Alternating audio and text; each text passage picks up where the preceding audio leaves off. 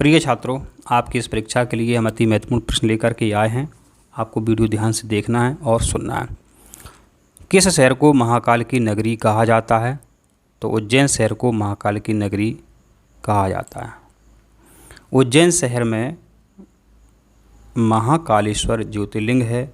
अपने मध्य प्रदेश में 2 ज्योतिर्लिंग हैं, एक आपका है ओंकारेश्वर में और दूसरा है आपका ये उज्जैन में। उज्जैन एक मंदिरों का शहर है। उज्जैन में भरतहरि की गुफा हैं जो कि काफ़ी प्रसिद्ध हैं। तो आशा करते, और यह है उज्जैन जो है क्षिप्रा नदी के किनारे है, आपको ये पता होना चाहिए। और विक्रमादित्य यहाँ के राजा थे, कहाँ के? उज्जैन के। तो आशा करते हैं इतनी बात आपको समझ में आई है। अगला प्रश्न है, किस स्थान को वर्ष 1986 में विश्व धरोहर और 2009 में भारत के 7 आश्चर्यों में शामिल किया गया? तो भारत के 7 आश्चर्यों में शामिल किया गया 2009 में आपका खजुराहो। इसलिए शामिल किया गया, यहाँ पर जो आपको 25 मंदिर देखने को मिलेंगे और यह आपका छतरपुर ज़िले में है। प्रत्येक वर्ष अखिल भारतीय शास्त्रीय नृत्य समारोह का आयोजन भी खजुराहो में होता है। यहाँ खजूर की खेती होने के कारण इसे खजुराहो कहते थे। आपको पता होना चाहिए विश्व धरोहर सूची में मध्य प्रदेश के 3 स्थल हैं।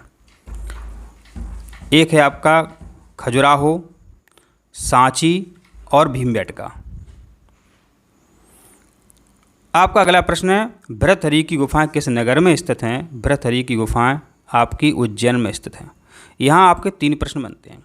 भरतहरि की गुफाएं उज्जैन में, बाघ की गुफाएं धार में और भीमबेटका की गुफाएं रायसेन में। पुनः एक बार सुनो, भरतहरि की गुफाएं कहाँ हैं? उज्जैन में है। भरतहरि उज्जैन। और भीमबेटका की गुफाएं रायसेन में, बाघ की गुफाएं धार में और भरतहरि गुफाएं उज्जैन में। भरतहरि गुफाएं उज्जैन में। मध्य प्रदेश की मुंबई, माने मध्य प्रदेश की मिनी मुंबई किसे कहते हैं? तो इंदौर शहर को मध्य प्रदेश की मिनी मुंबई कहा जाता है। इंदौर शहर को मध्य प्रदेश की मिनी मुंबई कहा जाता है। इसका कहने का कारण क्या है? क्योंकि यहाँ पैसे वाले लोग रहते हैं, यहाँ पर उद्योग ज़्यादा है। ऐसे मुंबई है तो उसमें बहुत सारे उद्योग हैं। तो उसी के जैसा अपना ये इंदौर शहर है, काफ़ी स्वच्छ शहर है। तो आपको इसका आंसर आशा करते हैं आपको ये मिल गया है कि मध्य प्रदेश की मिनी मुंबई किसे कहा जाता है? इंदौर को कहा जाता है। किस नगर को महलों का शहर, मछलियों की नगरी कहा जाता है?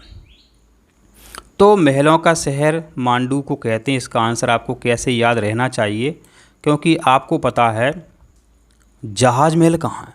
जहाज महल मांडू में है, तो उससे आंसर आप निकाल सकते हैं। तो प्रश्न नए बनेंगे तो आपको बनाना आना चाहिए। आप पुनः एक बार सुनो, मांडू किस ज़िले में है? मांडू आपका धार ज़िले में। मांडू किस ज़िले में? धार ज़िले में। मांडू को महलों का शहर कहते हैं, मछली की नगरी कहते हैं, सिटी ऑफ जॉय कहते हैं। सिटी ऑफ जॉय कहते हैं। करीमाबाग, यहाँ पर करीमाबाग है, तो करीमाबाग के लिए भी मांडू को जाना जाता है। रानी रूपमती का महल भी यहाँ पे है मांडू में। तो इतनी सारी जानकारी हमने आपको बता दी है। अमरकंटक किस प्रमुख नदियों का उद्गम स्थल है? तो अमरकंटक नर्मदा और सोन नदियों का उद्गम स्थल है। देखिए यहाँ पर अमरकंटक माने अनूपपुर में अमरकंटक है आपका। यहाँ से प्रमुख 2 नदियाँ निकलती हैं, नर्मदा और सोन। एक नदी वो निकलती है जोहला, कभी जोहला लिख के आ सकता है। नर्मदा, सोन और जोहला नदियाँ अपनी अमरकंटक से निकलती हैं। यह अनूपपुर ज़िले में है। आपको यहाँ और क्या पता होना चाहिए? अमरकंटक पर हमेशा प्रश्न आता है। कैसे आता है कि वर्ष 2005 में किसे बायोस्फीयर जैव रिजर्व घोषित किया गया? बायोस्फीयर रिजर्व घोषित किया गया 2005 में। अमरकंटक उत्तर है अमरकंटक। अपने मध्य प्रदेश में 3 बायोस्फीयर रिजर्व है, उसमें एक आपका ही अमरकंटक भी है।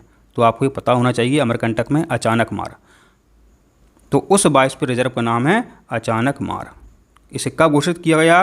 बायोस्फीयर रिजर्व 2005 में। आपका प्रश्न है, किस स्थल को वर्ष 2005 में यूनेस्को द्वारा जैव आरक्षित क्षेत्र घोषित किया गया, इसका आंसर अभी अपन ने समझा था, अमरकंटक। यहाँ अचानक मार्ग भी लिखा आ सकता है। मध्य प्रदेश का लखनऊ किसे कहा जाता है? मध्य प्रदेश का लखनऊ कहा जाता है सिवनी शहर को। मध्य प्रदेश का लखनऊ कहा जाता है सिवनी शहर को। मध्य प्रदेश का मिनी मुंबई कहा जाता है इंदौर को।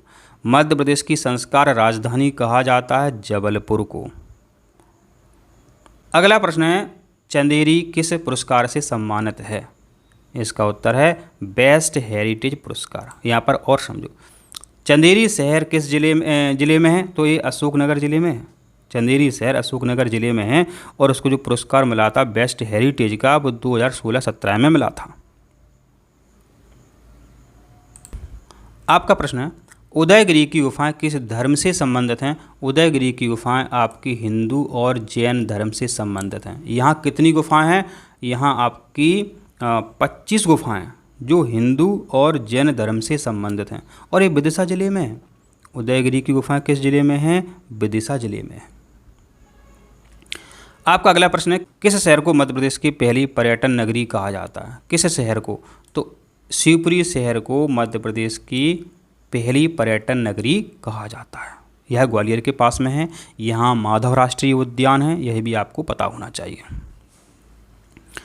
आपका प्रश्न है, किस जिले में भारतीय पर्यटन एवं यात्रा प्रबंध संस्थान है? तो ग्वालियर में भारतीय यात्रा एवं पर्यटन प्रबंधन संस्थान है।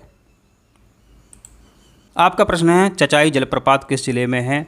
तो चचाई जलप्रपात आपका रीवा जिले में है। देखो, चचाई जलप्रपात जो है रीवा में है और ये सबसे बड़ा जलप्रपात है। मध्य प्रदेश का सबसे बड़ा जलप्रपात है चचाई जलप्रपात। इसे हम मध्य प्रदेश का सिरमौर भी कहते हैं। मध्य प्रदेश का सिरमौर जलप्रपात है चचाई। कहाँ पर है?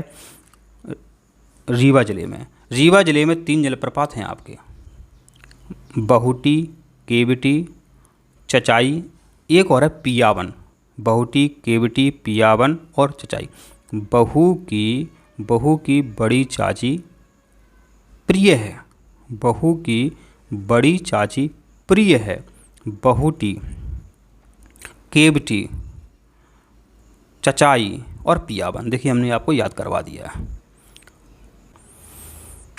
आपका प्रश्न है, वर्ष 2017 में मध्य प्रदेश को कौन सा अंतर्राष्ट्रीय पुरस्कार मिला था?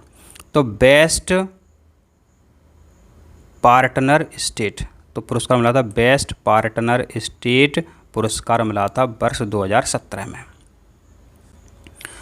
आपका प्रश्न है, ओंकारेश्वर किस नदी के किनारे स्थित है?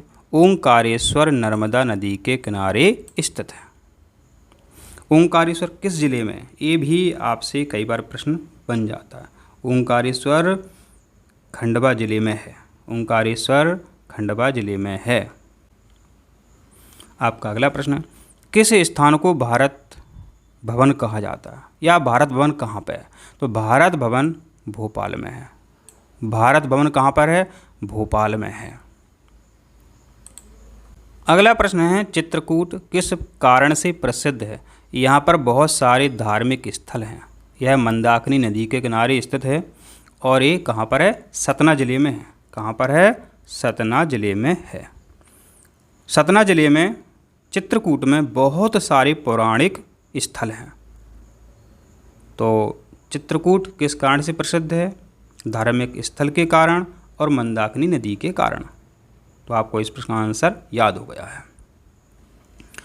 अगला प्रश्न है, रानी से जाना जाता है, रानी के नाम से जाना जाता है। तो मध्य प्रदेश का जो सतपुड़ा है, इसे मध्य प्रदेश की रानी कहा जाता है। सतपुड़ा में क्या है? पचमढ़ी है, जिसे पर्यटकों का स्वर्ग भी कहते हैं। सतपुड़ा पर्वत श्रृंखला पर पचमढ़ी है, पांडव गुफा हैं और पचमढ़ी में बहुत सारे झरने हैं। इन सब की प्रसिद्धि के कारण सतपुड़ा की रानी पचमढ़ी कहलाती है। अगला प्रश्न है, मध्य प्रदेश को लगातार 3 वर्षों तक कौन सा पुरस्कार मिला था?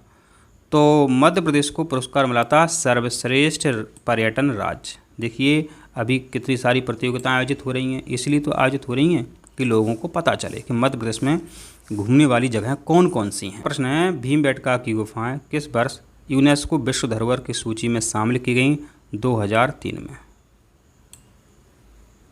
तो आशा करते हैं आपको सभी प्रश्न समझ में आए हैं।